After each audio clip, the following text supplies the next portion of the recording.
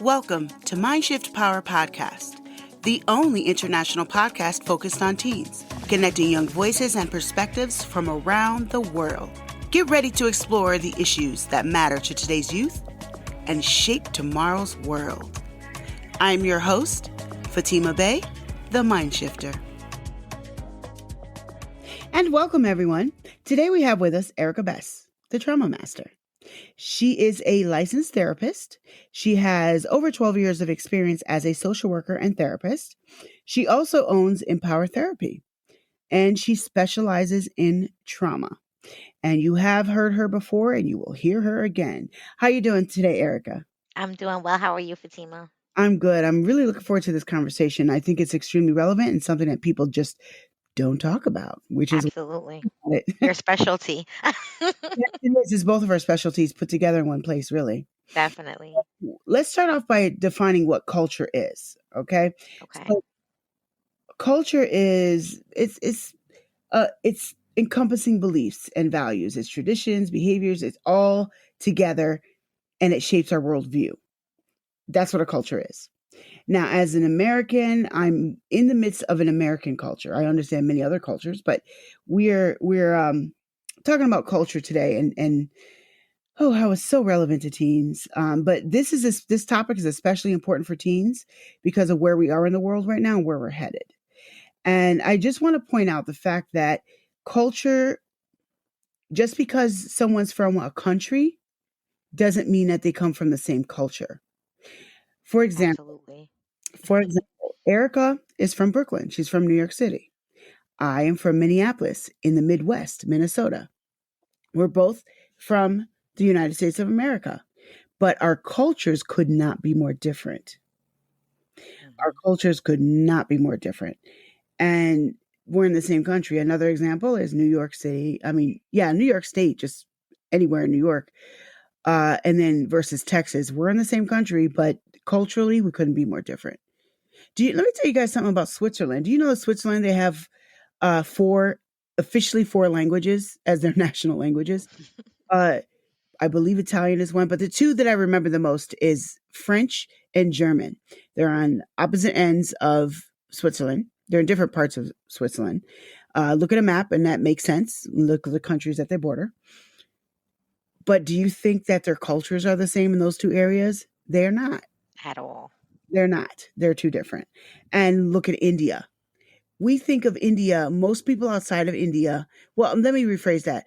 Most Americans who are very ignorant about most of Asia think of India as one culture and one people.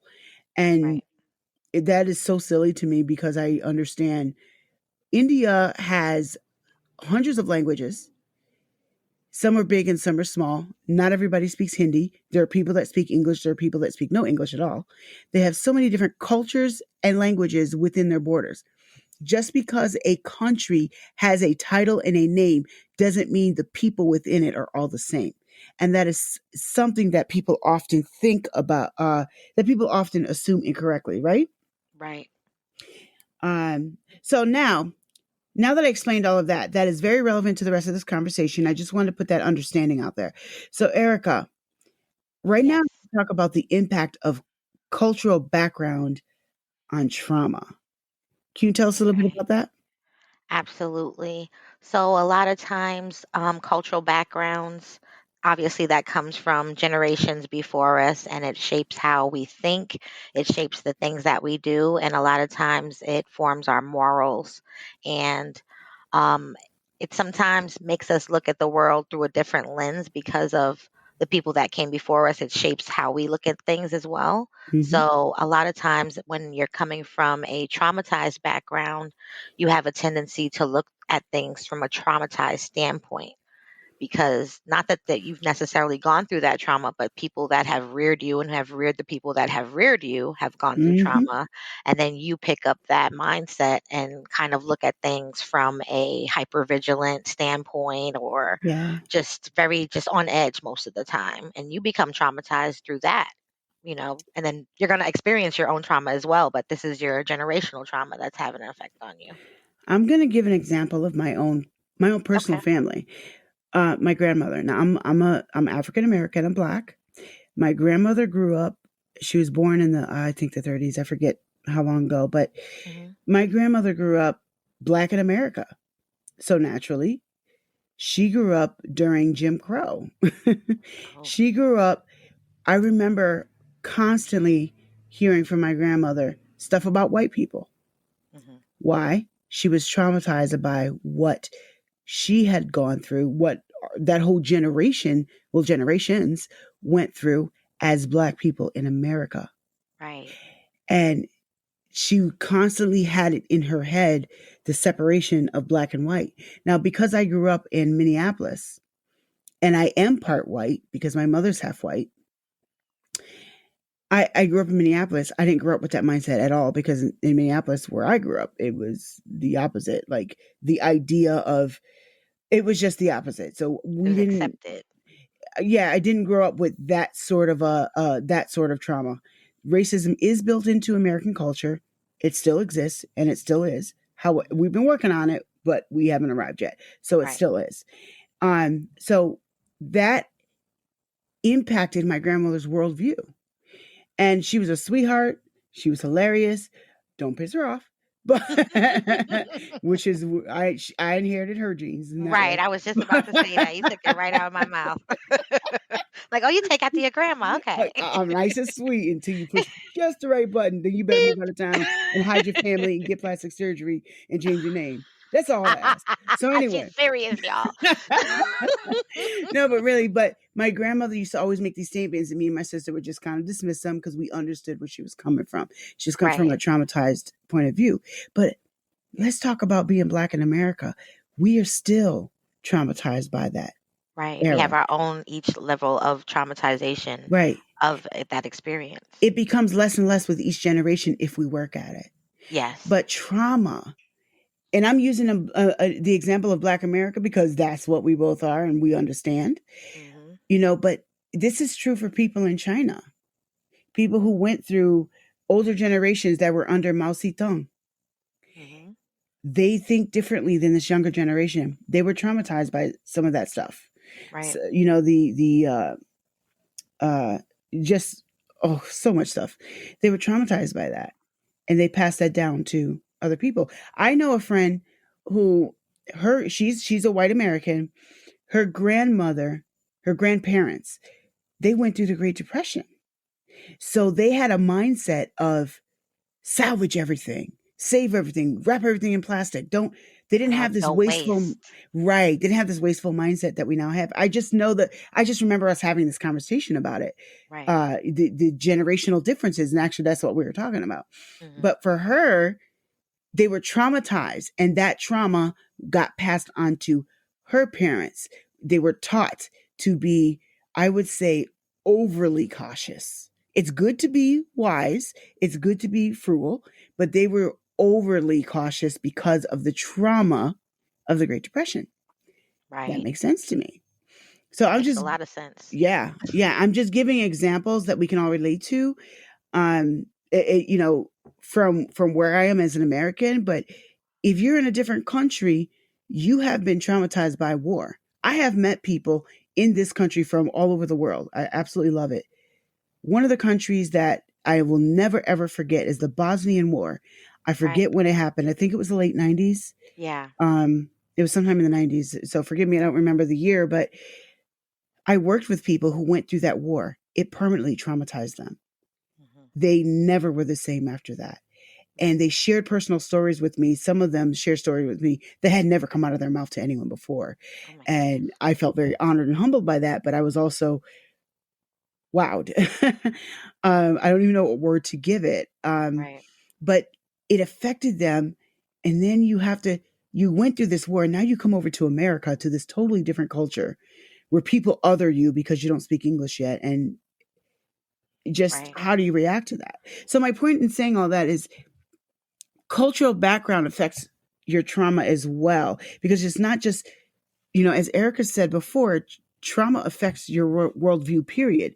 But then couple that with your cultural background, Right. that makes it worse. So, talking about, Definitely intensifies. yes, it can intensify, it can actually make it worse because it can make you not seek the help that you need. Um, but we're going to talk about that in a second. Let's talk about microaggressions, because I think microaggressions people don't necessarily understand. We Hmm. use the word constantly, but not enough examples are given outside of being Black in America. Okay. So, because that's the only time I ever hear it spoken of. Right. Microaggressions. How would you define microaggressions, Erica? A statement, an action, or an incident regarded as an instant of indirect, subtle, or unintentional discrimination against members of a marginalized group, such as racial or ethnic minorities. There we go. So I have some examples. I pulled up some examples for this episode, and they're in this particular example, these are statements made to women in misogynistic societies. I want to say something about that for a second. When Hmm. people think of misogynistic societies, most, at least Americans, I don't know about outside of America, but in America, people often associate that with Muslim communities. Yes, But that is so narrow. it is. And it is, yeah, it's definitely true in some Islamic countries, But it's so absolutely. much more than But that, it's so right? much, it is not just them. Yeah. I would say this is an issue in much of Africa, much of Asia, almost all of Eastern Europe. Mhm. I And think it's probably in all parts of the world. yeah, some more than others, but those are the top Hmm. places I can think of. I'm sure there's other places that I'm not naming because I just don't know them, but those are the Right. ones that come to the top of my head. So don't just think of, oh, you're talking about people in the Middle East. No, there I can name certain countries like Ecuador, for example. They're known for that. There are many countries and that's over on this side of the world. There are many countries in the world for whom this is an issue, where the misogyny is built into their culture. It's baked in as much as racism is baked into America, and it Absolutely. does affect how they deal with their trauma. Right. So I'm going to read these statements. You're so pretty. You don't need to be smart. Fatima theoretically reaches out and smacks that person upside the head. Now, people actually say stupid statements like that to women. They really Yeah. do. And expect them to feel confident. Exactly. Can you handle this task? It's quite challenging for a woman. I'm Horrible. sorry. It's hard not to laugh at these stupid statements. Oh, that's a nice idea, but let's hear what the men think. Oh, wow. That's a real statement that women around the world really do hear. Yeah. Another one is, you should dress more modestly to avoid attracting unwanted attention. Oh my goodness. This is what people say in rape culture.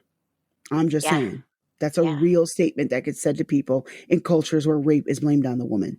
I had that happen to me just at work when I was about 14, 15 years old. I was dressed in business attire because my school wanted us to learn how to, prepare for interviews and going forward with being in the corporate world. So Hmm. on Mondays, we had to wear, business attire. And this weirdo came into the library that I was working at, and he said some inappropriate things to me. And I told the librarian, they ended up calling the police. The police said to me at 14, 15 years old, well, maybe you shouldn't dress so adult looking. Wow. That way men won't say anything to you. And I was like, sir, I go to a school that is like preparing me for a career and to be professional. What I have on is not inappropriate. And how dare you say that to me? That was just promoting victim culture. Like Yeah. it's crazy. Yeah. And this happens around the world, in different cultures more so than others. But it's disgusting. It Yeah. really is. But my point in bringing up those microaggressions is that sometimes we don't recognize our cultural biases. Let me rephrase that, because it's not just about cultural bias. Sometimes we don't recognize our our the bad things in our culture, the Mhm. misogyny, the racism, the whatever, the ageism, whatever it is in your particular culture, because every culture has their own thing. Right. But sometimes we don't recognize the things that are in our culture that actually make our trauma 10 times worse. Right. Imagine being raped and then being told a stupid ass statement like that. Yeah. then you're going to blame yourself for it even more than you probably already are. Right. So sometimes how we say things, people, it matters. Nigerians, it matters. Jamaicans, it matters. Chinese, it matters. I'm just picking up random cultures, but y'all get the point. It really matters how we address uh, things that people go through. It matters because Absolutely. we make people worse. Erica, explain to them how these statements actually make trauma worse. It can just intensify what you're already experiencing from that trauma and just chip away at your self-esteem. And when your self-esteem is being chipped away at, it makes your foundation unsteady. And then you Mm-hmm. doubt everything that you have Mm-hmm. going for yourself. And then you just maybe even self-sabotage because you just don't think that you're worth anything good or you can't accomplish anything great, and then you cut yourself out of opportunities because you just don't see yourself in that light because you've allowed that traumatic mindset to overcome you and Right. you can't fly. And also, I want to talk about uh, being judgmental when it comes to Okay. other cultures. So, this podcast is an international podcast for teens and anything that affects their future. This subject affects their future because we need teenagers, listen up. We need you to be better than us. My generation and the generation before, we've left you a mess. For Hmm. real. I feel like we've left you a mess. And I'm speaking in general terms. We want you to be better than us. One of the best ways you can be better than us is to open up your mind to try to understand other cultures. If you understand other cultures, it's actually easier for you to be compassionate. It's easier for you to gain a better understanding of bigger picture things and make better decisions in your own life. Because Absolutely. understanding other people's cultures is it's The a way to big break the cycle. yes. Thank you, Erica, for saying that. Can you explain how that's true? When you expose yourself to other cultures, you may get a different mindset or ideas of how things could be in another light or a frame of mind. You get to experience stuff outside of your family, things that you thought were normal in your family. You might find out that, hey, well, in my friend's family, they don't do this. And I thought that was normal, and then you might realize, like, oh, maybe that it isn't so normal. It makes you question things that you've gone through and it expands your mind to be able to understand people and also accept them and learn to embrace them no matter their differences as well. And that's how we create unity as well. Yes. And especially for young women, if you come from a culture that's misogynistic in any kind of way, because there are varying degrees of it. So every misogynistic culture is not the same. So please Right. also understand that. But if you come from a culture where women are secondary in any kind of way, Hmm.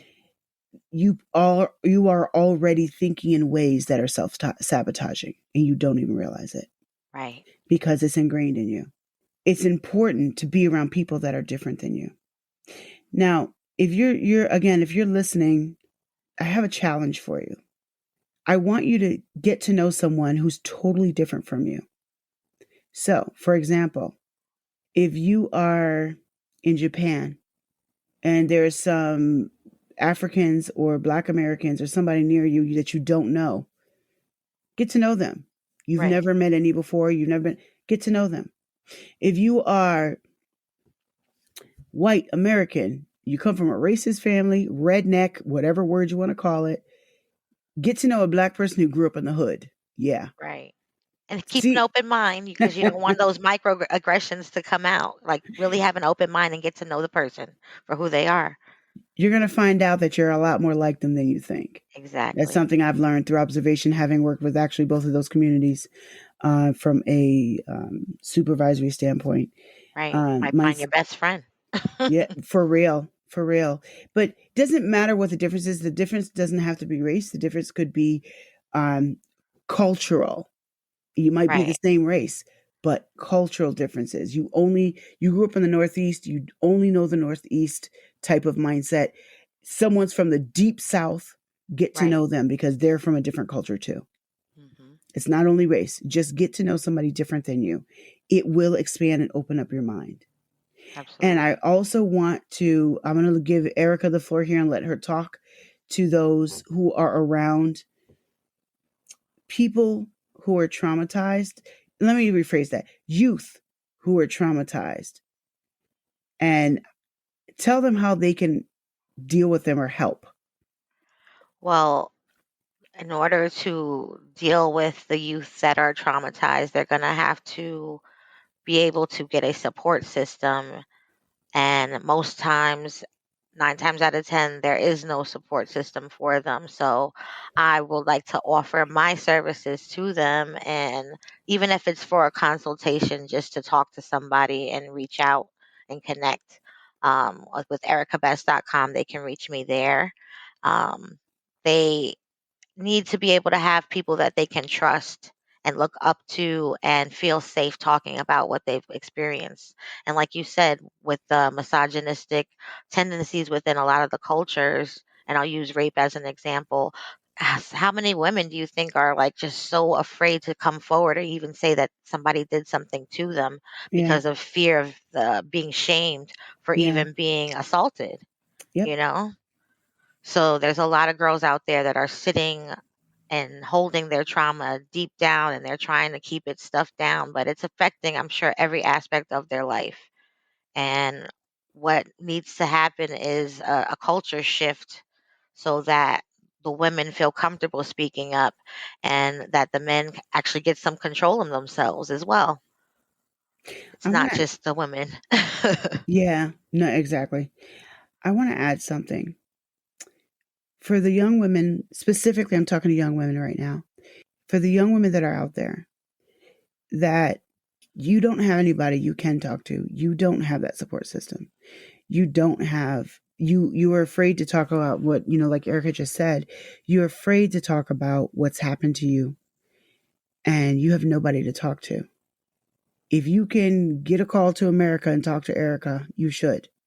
Because one thing I can tell you about both of us, we are not interested in trying to Americanize you. Right, You could be Muslim. We understand that. You could be from Bulgaria. We don't care. right, There are people who actually do care and want you to know that, everything isn't your fault and you shouldn't shut up for what happened to you. You should deal with it. You don't have to deal with it way out publicly and openly and act all crazy. right, We're not saying that you do. Just because we're American doesn't mean that we think that. We want you to know that there are other women out here who care, and we want you to be whole, and you can be. You might have to do it differently in your culture and country than we do here in America, right, but there is hope. I've met women from different parts of the world who actually do care. So reach out. Even if it's just to me, you can't call Erica because you can't reach out to American phone numbers. I do have a WhatsApp on my website. Um, and most people in the world can get on WhatsApp. You can reach yes, out to me that way. And I can forward you to somebody somewhere. But we want you to know, for young women, please reach out and right, just know that there are people who care, and there are people that want to support you. I don't care what language you speak, and I don't care what country you're in. I don't absolutely. care what culture you come from. That's all just stuff to me. You're a woman. You're a woman, you That's need support, You're a young woman, you're a girl. That's what we care about. and we need to support each other. And for everybody else out there listening, please make it a point to try to understand our youth instead of telling them just what to do and yelling at them, because you are making Absolutely. their trauma worse. It's almost like you're re-abusing them. Absolutely. I want you to think about that. All right. Well, Erica, thank you so much for coming on. Thank you. You've already told people how they can find you. Yes. And your I will put your link into the show notes or the podcast description. Awesome. And this has been a really good conversation. And we will talk about this again because there's a whole lot that we didn't talk about because nobody's going to listen to a 16-hour podcast. Absolutely. So Thank you for having me. we only touched on the surface today, but we really hope that this touches someone and changes a life. Thank you. Absolutely. And now for a mind-shifting moment. I want to plant a thought seed in your head today. Sometimes we look at people and we're like, why is she acting crazy? Why is he doing that? And we don't really think about what caused them to arrive at the behavior that we're judging. Sometimes what we're looking at is a trauma response within a cultural mindset. I want you to really sit down and think about what that means and what that looks like, because you have seen it. But now I want you to start to recognize that. Thank you for listening. Be sure to follow or subscribe to MindShift Power Podcast on any of our worldwide platforms, so you too can be a part of the conversation that's changing young lives everywhere. And always remember, there's power in shifting your thinking.